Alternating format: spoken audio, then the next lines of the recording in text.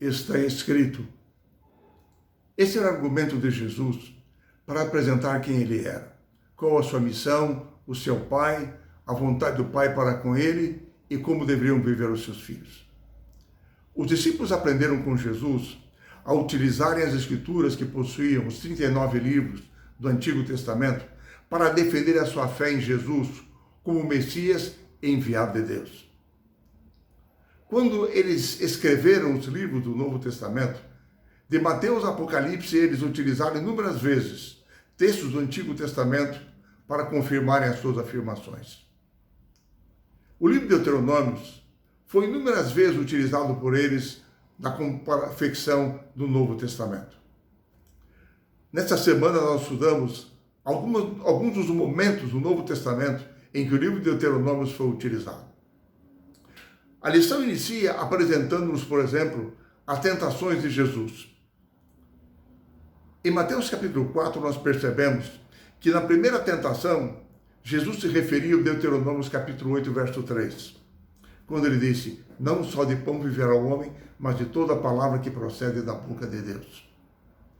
Deus havia entregue o maná a Israel no deserto para ensinar-lhes uma lição espiritual de dependência de Deus.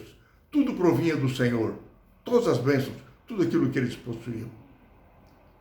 Assim Jesus defendeu seu inimigo, venceu a tentação, utilizando o texto de Deuteronômio.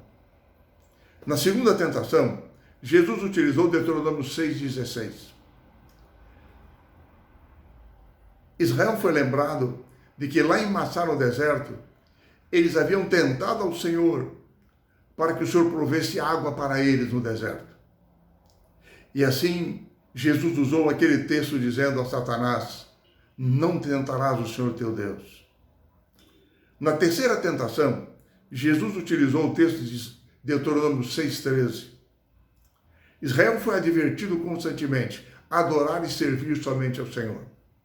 E assim Jesus, quando foi revelado o verdadeiro caráter do inimigo, que desejava era a adoração, o serviço de Jesus, ele defendeu-se utilizando o Deuteronômio: somente ao Senhor teu Deus adorarás e lhe darás culto. A grande lição que nós aprendemos na experiência de Jesus é que para vencermos a tentação, nós precisamos apegar-nos à palavra de Deus, para obtermos poder para resistirmos e vencê-las. O segundo uso de Deuteronômios que nós encontramos nessa semana é quanto à utilização da expressão Deus não faz acepção de pessoas, conforme está descrito em Deuteronômios 10, 17 e 19. Essa era uma figura hebraica de linguagem utilizada por Deus para mostrar que ele, diferentemente dos juízes humanos, não voltava o seu rosto em oposição àqueles mais pobres, mais desfavorecidos da sociedade. Muitas vezes os juízes favoreciam as pessoas que possuíam mais recursos, maior influência. Assim, Deus não faz acepção de pessoas. No Novo Testamento, os vários escritores bíblicos utilizaram essa expressão para destacar alguns pontos. Primeiro, Deus ama, trata e julga a todos igualmente. Para ele, só existe uma raça humana. Todos são pecadores, necessitam de salvação. Cristo morreu por todos e deseja salvar a todos.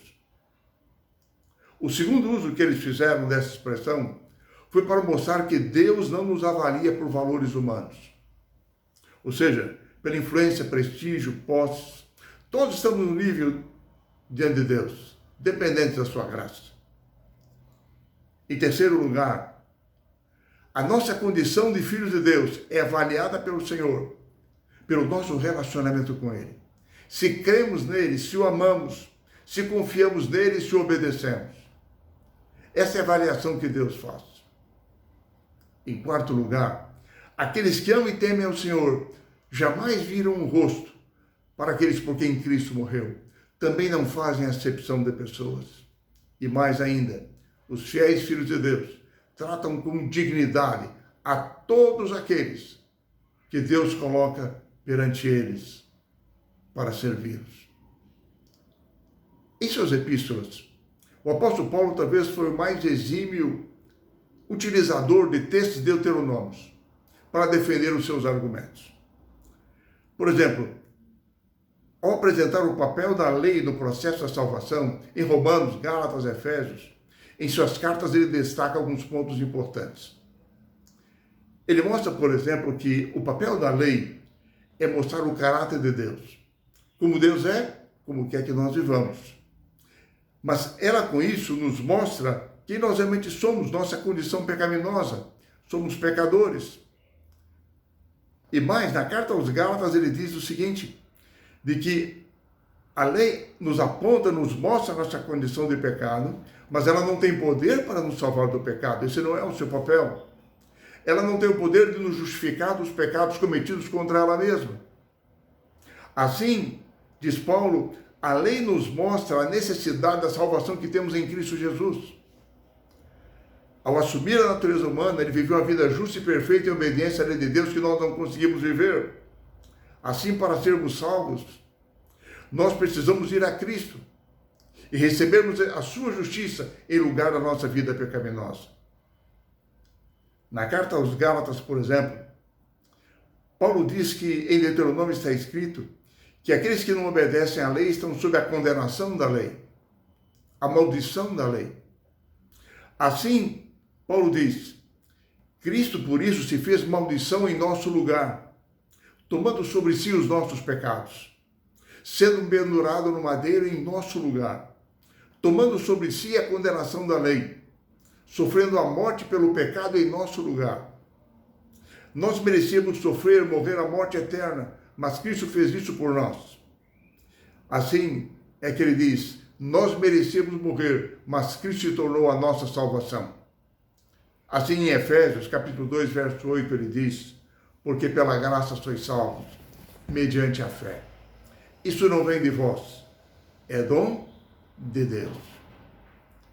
Conforme Paulo, aqueles que aceitaram a Cristo são transformados pelo Espírito Santo.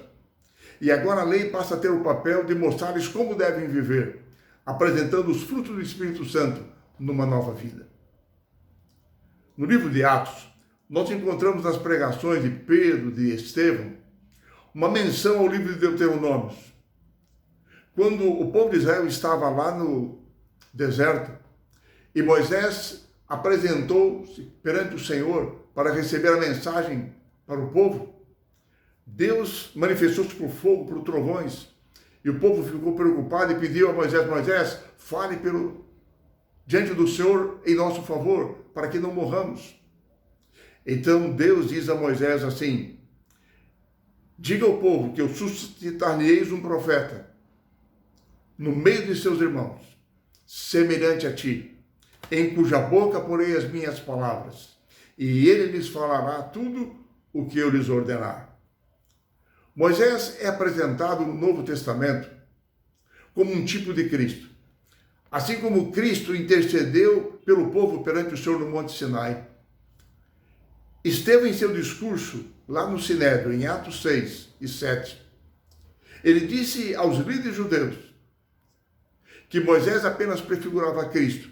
Cristo era aquele que viera como verdadeiro intercessor entre Deus e os homens, e que eles deveriam aceitá-lo. Cristo era aquele anunciado por Moisés.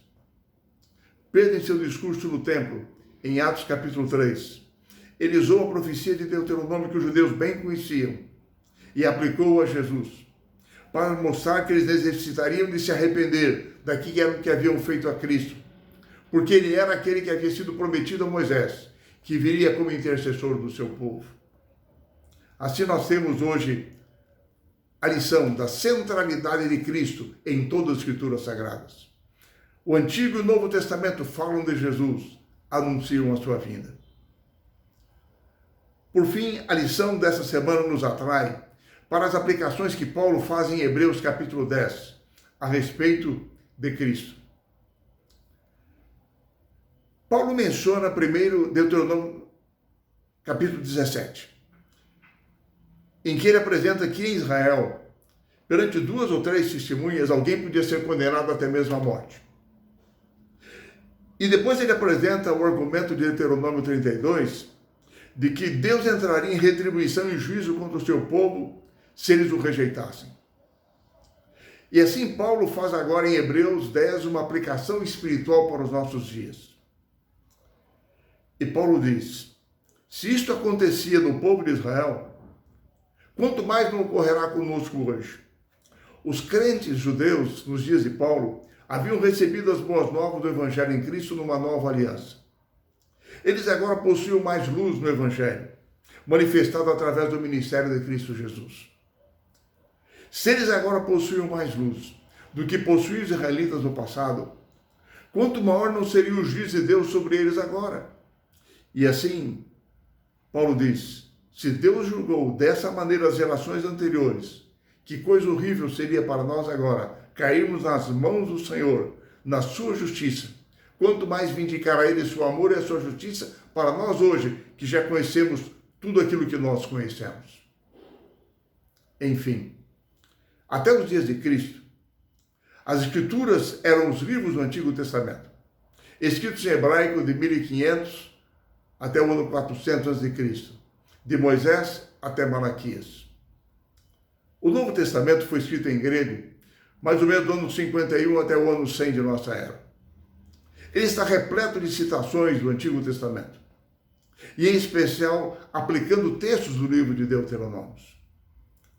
No terceiro século antes de Cristo, 70 sábios judeus, na cidade de Alexandria, no Egito, traduziram o Antigo Testamento do hebraico para o grego, na versão que ficou conhecida como Septuaginta, uma referência aos 70 sábios.